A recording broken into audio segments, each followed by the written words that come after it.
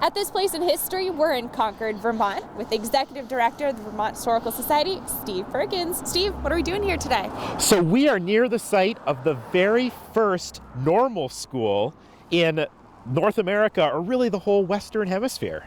What is a normal school? I'm so glad you asked. A normal school is a teacher training school. So a school that students would go to, teachers would then observe how those students were being taught and learn how to be teachers. So how are we going to find out more?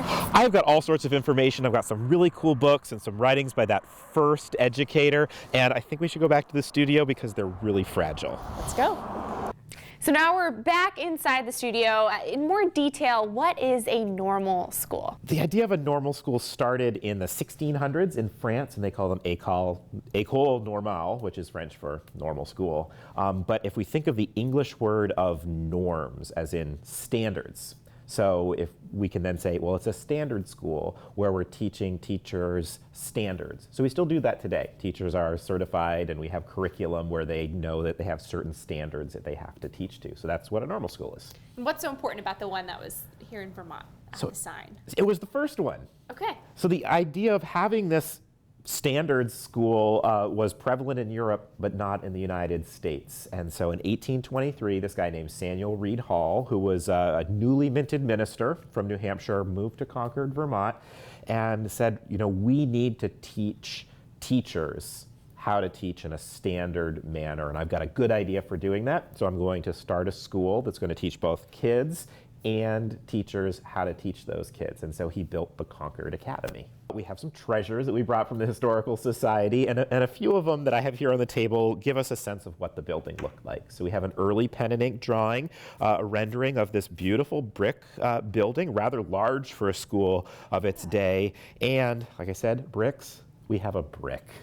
We have a lot of bricks. We have a lot of bricks in the Historical Society from various buildings. This is one, but this supposedly is a brick from the first normal school in the Western Hemisphere from Concord, Vermont. Samuel Reed Hall felt that a way to best get at education was through geography. So if you teach a child about the community that they live in, you start with the landscape, you can then work out to history, you can talk about culture, you can talk about religion, and all these other pieces that kids need to know. And of course, they need to be able to read to do that. So that all plays into it. In some ways, it's still a very valid way of teaching, and still a way that we do teach our kids today. Look at the world around you. How do you observe that, and how do you understand it? So Hall was a prolific writer, and he wrote a lot, and he ended up moving. He founded the teaching program at Phillips Andover Academy, and moved around Massachusetts, ultimately finishing his career back in Vermont in Brownington. But he wrote a very influential series of lectures that were published in the late 1820s about the challenges to education. And I find these absolutely fascinating because they really reflect the same challenges that we see in education today. So, you know, some things change, a lot of things stay the same.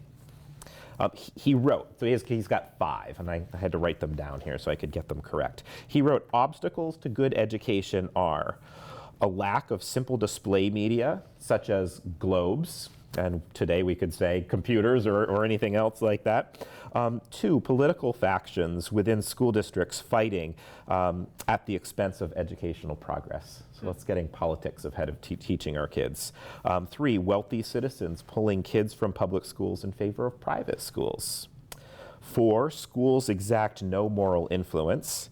5, poorly qualified teachers. 6, poor compensation for teachers.